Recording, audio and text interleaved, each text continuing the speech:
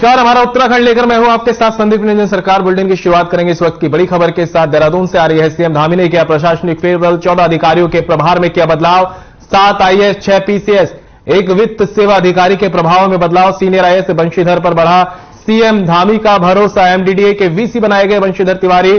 Dehradun DM Sonika के पास था MDDA का प्रभार। सुंदरलाल सेमवाल को सचिव रेरा की जिम्मेदारी दी गई। मेहरबान बिष्ट को मिली आयुक्त खाद्य की जिम्मेदारी। आईएएस ब्रजेश संत पर थी आयुक्त खाद्य की जिम्मेदारी। आईएएस आनंद स्वरूप बनाए गए पंचायती राज निदेशक। आईएएस संजय कुमार बने हल्द्वानी कौशल विकास निदेशक और देहरादून मसूरी में ज्वाइंट मजिस्ट्रेट बने आईएएस नंदन कुमार। तो एक बड़ा प्रशासनिक फेरबदल प्रदेश में किया गया है। धामी सरकार ने एक बड़ा फेरबदल किया है। 14 अधिकारियों का बदलाव किया गया है। यहां पर 7 आईएएस और 6 पीसीएस समेत 1 वित्त सेवा अधिकारी के प्रभाव में बदलाव किया गया है। सीनियर आईएएस बंशीधर पर सीएम धामी का भरोसा बढ़ा है। उन्हें एमडीडीए के वीसी बनाए गए हैं बंशीधर तिवारी। देहरादून डीएम सोनिका के पास था एमडीडीए का प्रभार। सुंदरलाल सेमवाल को सचिव रेरा की जिम्मेदारी दी गई।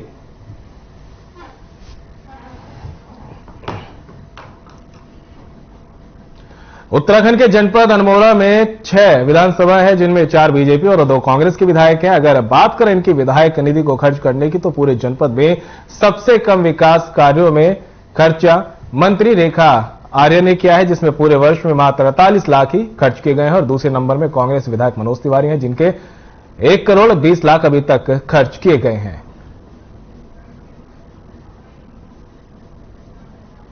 मेरे पैर में हमको दोनों किस्तें प्राप्त हो गई हैं, जिसमें टोटल 2250 जो हमारा होता है 6 विधानसभा का, वो पूरा पैसा मिल गया। उसमें से 45 लाख जो हमारा प्रशासनिक मद का होता है, वो निकालने के बाद 22 करोड़ का जो प्रस्ताव है, उसमें से हमको 15 करोड़ के प्रस्ताव माननीय विधायक जी के स्तर से लगभग प्राप्त हो चुके हैं। और इसमें हमने सारे प्रस्ताव जो है जो स्वीकृत हो गए कार्यदायी संस्थाओं को धनराशि भी अवमुक्त कर दी गई है। और लगभग इसमें 10 करोड़ का लगभग इसमें अभी तक का खर्चा हुआ है।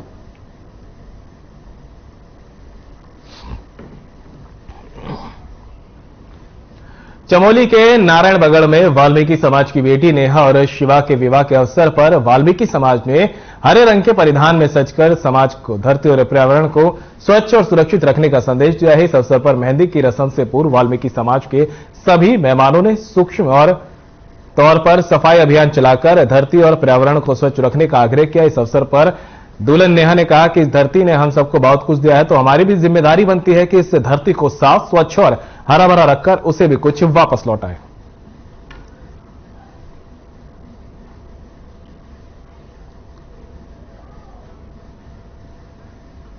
आपका धन्यवाद करता हूं धनेत्रा जी कि आपने समय निकाल के जो है मेरी बच्चे की कार्यक्रम में प्रवेश किया। और उसके बाद मैं अपनी वाल्मीकि समाज को एक संदेश देना चाहता हूँ कि जैसे हम दुनिया की धरती को साफ करते हैं, वैसे ही लोग भी ऐसा करें कि स्वच्छता का ध्यान रखें और थोड़ा पेड़ पौधे लगाएं। हम अपनी तरह से ये संदेश देना चाहते थे दुनिया को कि जैसे पेड़ पौधे कम हो रहे हैं, पेड़ लगाएं और ज्यादा से ज्यादा प्रकृति को बचाने की कोशिश करें।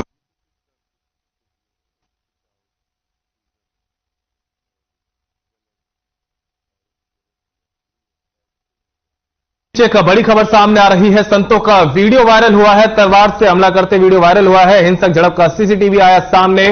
वीडियो एकड़ स्थित श्री पंचायती निर्मल अखाड़े का बताया जा रहा है। बाग से पेड़ काटे जाने को लेकर हुआ था संतों का विवाद। 2 गुटों ने एक दूसरे पर तलवारों से किया हमला। पुलिस को नहीं दी मिली लिखित शिकायत। हरिद्वार से इस वक्त की बड़ी खबर सामने आ रही है। संतों का वीडियो वायरल हुआ है। तलवार से हमला करते वीडियो वायरल हुआ है। हिंसक झड़प का सीसीटीवी भी सामने आया है। वीडियो एकड़ स्थित श्री पंचायती निर्मल अखाड़े का बताया जा रहा है। बता दें कि बाग से पेड़ काटे जाने को लेकर संतों का विवाद हुआ था। 2 गुटों ने एक दूसरे पर जिसके बाद तलवारों से हमला कर दिया। तस्वीरें आपके सामने देख सकते हैं किस तरह से लोगों के हाथ में तलवारें दिखाई दे रही हैं। तो बताया जा रहा है कि संतों ने भी तलवारों से हमला किया है। वीडियो एकड़ स्थित श्री पंचायती निर्मल अखाड़े का है। बाग से पेड़ काटे जाने को लेकर विवाद हुआ था, जिसपे दो गुटों ने आपस में तलवारों से हमला किया है।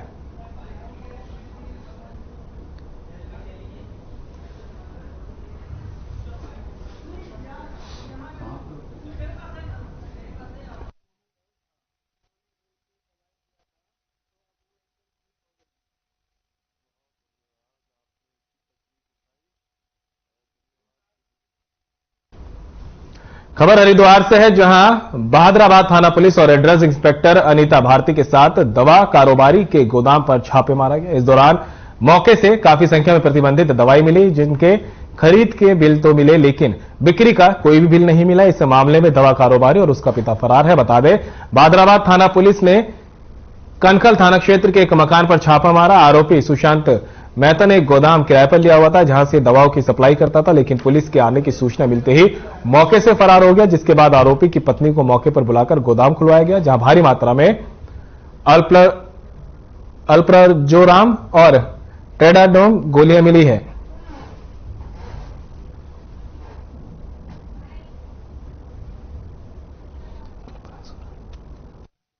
कार्रवाई की गई है, ड्रग्स भारी मात्रा में पकड़ी गई है। उसी कार्रवाई के दौरान एक नाम निकला है सुशांत मेहता, तो उसका जो मेडिकल स्टोर है वो कनखल में है। अभी 2 दिन पूर्व हमारे द्वारा उसे ढूंढा गया था पुलिस टीम के साथ मिलकर, तो वो मौके से फरार हो गया था। मकान मालिक की मदद से जो है उसकी वाइफ को मौके पे बुला के और जो है मेडिकल स्टोर का हमारे द्वारा आज चेकिंग किया गया।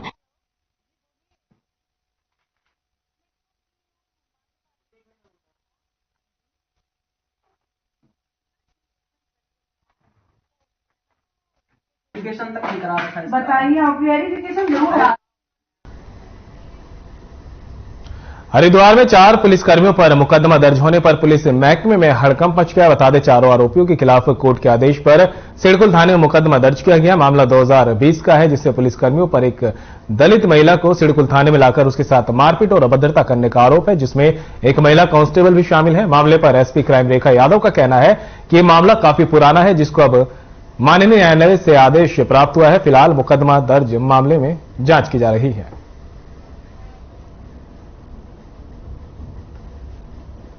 काफी पुराना है। माननीय न्यायालय से 156 सीआरपीसी के तहत एक आदेश प्राप्त है, जिसमें एक जो घटनाक्रम है उसको वृतांत मेंशन करते हुए उसको अभियोग दर्ज करने की बात कही गई है। चूंकि माननीय न्यायालय से प्राप्त आदेश है तो उस पर अभियोग दर्ज कर लिया गया है। अब क्योंकि घटनाक्रम काफी पुराना है, 2020 का इसमें बताया जा रहा है, तो अभी ये जांच का विषय है कि उस टाइम में क्या पूरा वो प्रकरण रहा, तो उसकी अभी हम जांच प्रचलित है।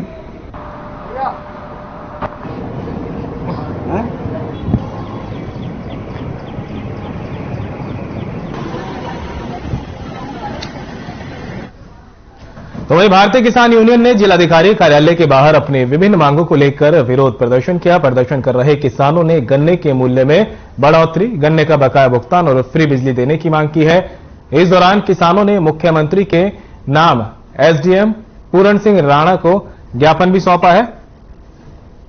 तो वहीं किसान नेताओं का कहना है कि उत्तराखंड सरकार ने अभी तक गन्ने का मूल्य निर्धारित नहीं किया। देश और प्रदेश जिस तरह से अन्य वस्तुओं के रेट बढ़ाए गए हैं, उसी तरह से गन्ने के रेट को 500 रुपए क्विंटल किया जाए।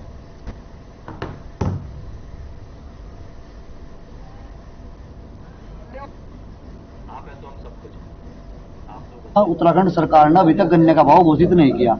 हमारा ये है कि महंगाई को देखते हुए जिस तरीके से देश में प्रदेश में अन्य चीजों के रेट बढ़ाए गए, उसी हिसाब से महंगाई को देखते हुए गन्ने का रेट यहाँ की सरकार तुरंत घोषित करे और वो 500 रुपए कुंटल घोषित करे। करते हैं आप मिल चले लगभग 4 महीने हो गए, 1 महीने का लास्ट 17 मार्च का महीना, आप क्यों नहीं घोषणा कर रहे गन्ने के रेट? किसानों को ही बर्बाद करने का सरकार ने ठेका ले लिया। तो यही है, हमारे गन्ने का 500 रुपए का रेट करा जा। अब 1 महीने बाद मान लो ये फैक्ट्रियां बंद हो जाएगी, किसान अपनी फसल में लग जाएगा, कोई नहीं करने का। अगले साल चुनाव होंगे, चुनाव से पहले पैसे बढ़ाओगे, फिर कहेंगे ऐतिहासिक, तो वो किसानों को क्या देंगे? उस टाइम पर लॉलीपॉप देंगे, गाँव की भाषा में अगर बोलते हैं। एक कुछ इश्यूज है जो कि माननीय मुख्यमंत्री जी के नाम से ज्ञापन दिया गया है। उसमें एक तो मुख्य रूप से कि जो गन्ना मूल्य अभी तक घोषित नहीं हुआ है, उसको इमीडिएटली घोषित किया जाए। और कुछ एग्रीकल्चर से रिलेटेड इंस्ट्रूमेंट की डिमांड्स को लेकर जो इशू है वो सरकार से संबंधित है, उसको इमीडिएटली माननीय मुख्यमंत्री जी को प्रेषित किया जा रहा है। और अन्य कुछ जनपद स्तरीय मांगे हैं जो कि जैसे कि पुलिस के द्वारा किसान से जुड़े जो इश्यूज है उसमें चालान इत्यादि जो काटे जा रहे हैं उसको जनपद स्तर पर उसको चेक करवाया जाएगा।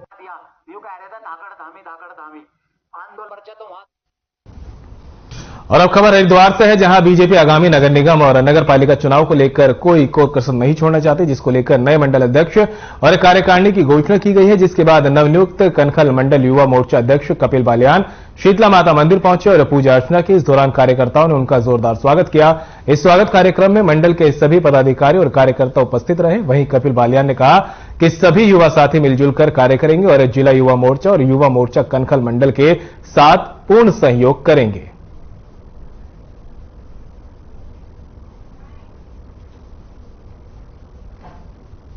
पार्टी ने जो मुझे भरोसा जताया मैं उस पर खरा उतरने का पूरा प्रयास करूंगा। और अब जो मेरे युवा साथी हैं, जो मेरे पूर्व मंडल अध्यक्ष सुमित लखेड़ा जी, मैं उनके साथ कंधे से कंधा मिलाकर अपनी पूरी टीम के साथ पार्टी के लिए अच्छा काम करूंगा। कनखल में भाजपा कमजोर नहीं, पहले से ही मजबूत थी, लेकिन युवा साथियों का सहयोग जो मेरे साथ बना हुआ है उसके लिए मैं भरपूर प्रयास करूंगा और उसे बहुत आगे बढ़ाने का प्रयास करूंगा भारतीय जनता पार्टी को।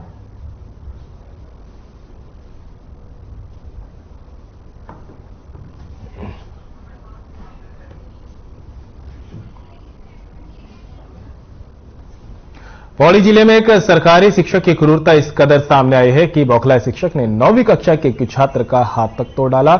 मामला कलजी खाल ब्लॉक के राजकीय इंटर कॉलेज का है, जहां शिक्षक ने मासूम छात्र का हाथ इसलिए तोड़ डाला कि एक लावारिस कुत्ता स्कूल परिसर में घुस गया, जिसका कसूरवार मानकर शिक्षक ने छात्र को इस कदर पीटा कि छात्र के हाथ की हड्डी टूट गई। बता दें कि परिजनों ने शिक्षक के खिलाफ उचित कार्रवाई की मांग की है ताकि मासूम छात्र पर अत्याचार न हो। वहीं इस मामले पर मुख्य शिक्षा अधिकारी ने संज्ञान लेते हुए आरोपी शिक्षक के खिलाफ जांच बैठा दिया और खंड शिक्षा अधिकारी को 5 दिनों के अंदर जांच पूरी करने के निर्देश दिए हैं।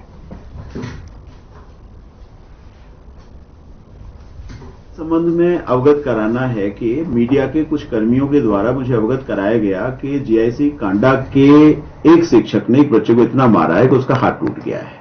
मैंने जीआईसी कांडा के प्रिंसिपल से बात की तो उन्होंने स्वीकार किया कि घटना उनके विद्यालय की है।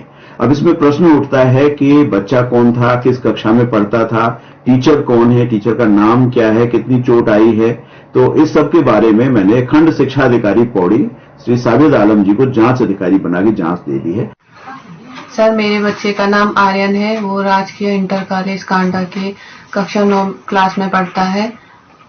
सर, शुक्रवार की बात है, जब वो स्कूल गया था, वहाँ के भूपेंद्र सर ने उसे बेवजह इस हद तक मारा है कि उसका हाथ ही टूट गया और 27 तारीख से पेपर है। अब वो पेपर कैसे देगा? मुझे सख्त से सख्त कार्रवाई चाहिए जो टीचर इस तरह से बच्चे को मारते हैं।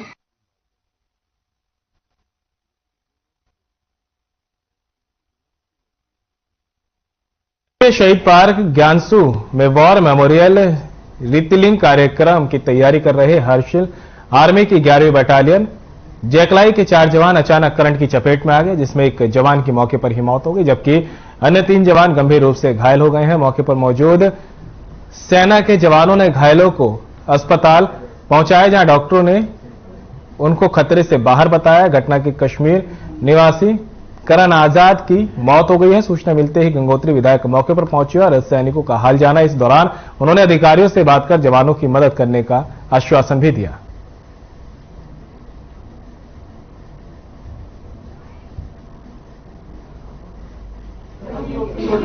यहाँ पर जो हमारी जैकलाई फौज जो अभी आई है, उनका कल शहीद पार्क ज्ञानसू में कोई कार्यक्रम था। अचानक बिजली की चपेट में हमारे 4 नौजवान हैं, जिसमें से एक जो है शहीद हो गए और 3 जवान हमारे इसमें बच्चे हैं। बहुत ही दुखद घटना है और हम इसके लिए लगातार उनके जो हमारे जो घायल हुए सैनिक हैं उनके साथ लगातार जो है उनको टिकसा बना रहे हैं। उत्तरकाशी में फिर से मौसम ने करवट बदली है। निचले इलाकों में गर्मी का आगाज हो गया था और वहीं ऊंचे इलाकों समेत गंगोत्री धाम हर्षिल घाटी में बर्फबारी भी हुई है। बता दें फिलहाल मौसम साफ है, जिसमें घाटी में एक खूबसूरत बर्फ की चादर से काफी खूबसूरत नजारा देखने को मिल रहा है, जिसमें पर्यटकों के चेहरे खुशी से खिल उठे। तस्वीरें आपको उत्तरकाशी की दिखा रहे हैं, जहां पर मौसम ने करवट बदली तो पर्यटकों के चेहरे खिल उठे, क्योंकि अब गंगोत्री और धाम हर्षिल घाटी में बर्फबारी हुई है, जिसके बाद बर्फ की चादर में क्षेत्र ढक गया है और पर्यटकों को काफी घूमने में यहां पर अच्छा लग रहा है और पर्यटकों के चेहरे भी खुशी से खिल उठे।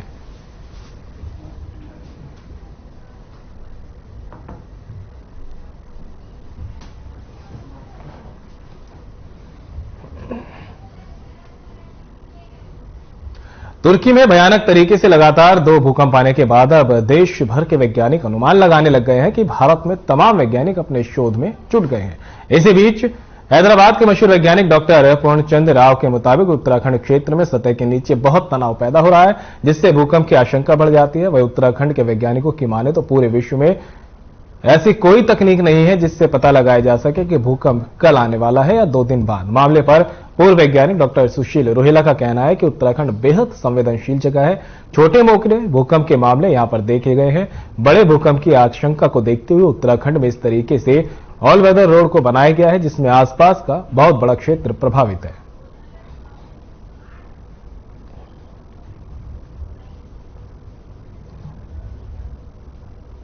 जहां पर ये परियोजनाएं हैं, तो अभी जैसे हम लोग उत्तरकाशी में की बात करें, उत्तरकाशी में अर्थक्वेक आया था, तो भटवारी में भी वाटर योजना थी, तो उसमें ये देखा गया था कुछ क्रैक्स तो आए थे उसमें साइड में, पर यदि बड़ा अर्थक्वेक आता है तो यानी इवन आसाम में जब एक अर्थक्वेक, ग्रेट अर्थक्वेक आया था 1950 में, तो इवन बोल्डर्स तक हवा में आ गए थे। मतलब जी से भी ग्रेविटी जो है तो जी से एक्सीड कर गई थी।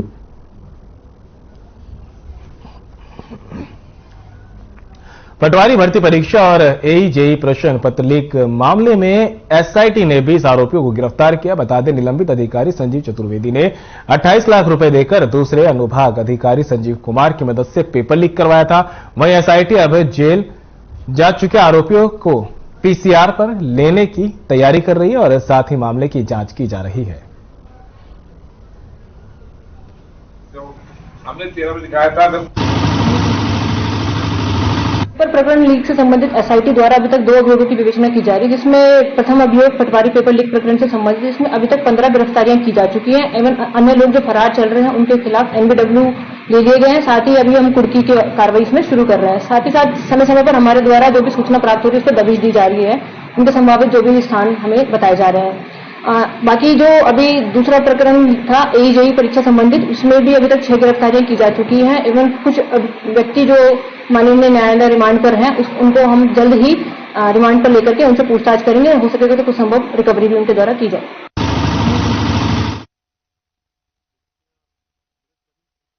सघन फसल केंद्र का उद्घाटन किया गया, जिसमें मुख्यमंत्री पुष्कर सिंह धामी ने भी शिरकत की। आइए आपको सीधे लिए चलते हैं। उनके मार्गदर्शन में ये सेंटर बहुत अच्छा काम कर रहा है, तो आपकी तालियां आज हमें बताएं कि हम कितना अच्छा काम कर रहे हैं। Thank you so much. Next किसी को भी बताने से पहले सर, ये 2 लाइनें आपके चरणों में मेरी तरफ से है।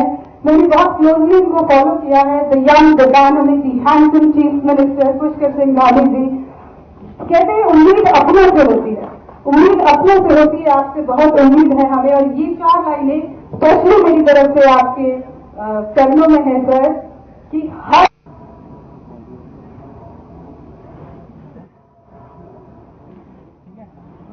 भारत माता की, भारत माता की, भारत माता की।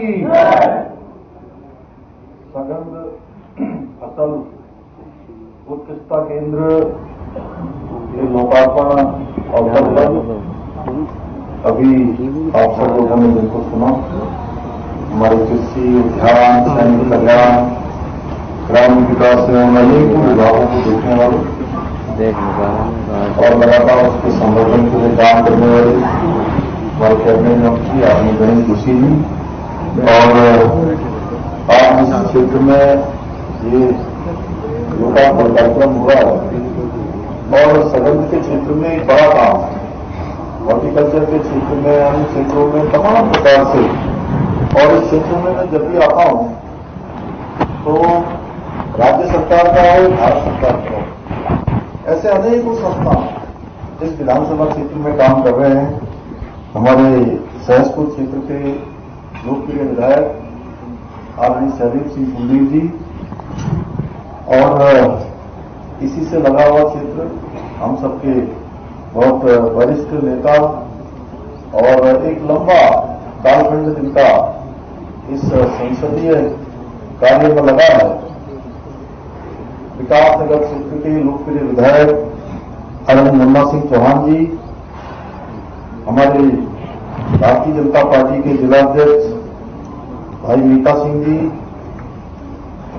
सगंध पहुंच केंद्र के डायरेक्टर श्री नरपेन चौहान जी, सामने मेरे बैठे हुए यूकॉस के महानिदेशक और जिन्होंने अभी पिछले दिनों बहुत शानदार कार्यक्रम यहां पर आयोजित किया था। और मैं सच बताऊं तो उस कार्यक्रम में जब मैं गया तो ऐसा लग ही नहीं रहा था कि यह कोई प्रादेशिक कार्यक्रम हो रहा होगा। ऐसा लग रहा था कि कोई राष्ट्रीय कार्यक्रम यहां पर आयोजित हो रहा है। प्रोफेसर दुर्गेश पंत जी, इस केंद्र को लंबे समय से अपनी सेवा देने वाली हेमा लोहनी जी, हमारे भारतीय जनता पार्टी के प्रदेश प्रवक्ता भाई नवीन ठाकुर जी एवं यहां पर आए हुए सभी हमारे अतिथिगण भाई पासवान जी और सभी आए हुए अतिथिगण, उपस्थित पत्रकार मित्र, सभी छायाकार बंधु, मैं आज इस लोकार्पण के अवसर पर आप सभी को बहुत शुभकामनाएं देता हूं, बधाई देता हूं कि एक शानदार आज कार्यक्रम के माध्यम से यहां पर ये लोकार्पण का कार्यक्रम संपन्न हो रहा है। मुझे पूरा विश्वास है कि जिस प्रकार से मेरे से पहले बोलने वाले सभी वक्ताओं ने यहां पर बहुत विस्तार से इस केंद्र के बारे में, यहां की गुणवत्ता के बारे में और सघन उत्पादन में जिस प्रकार से ये केंद्र काम कर रहा है, क्या इसकी भविष्य की योजना। और फिलहाल बुलेटिन में मेरे साथ इतना ही, दीजिए इजाजत, नमस्कार।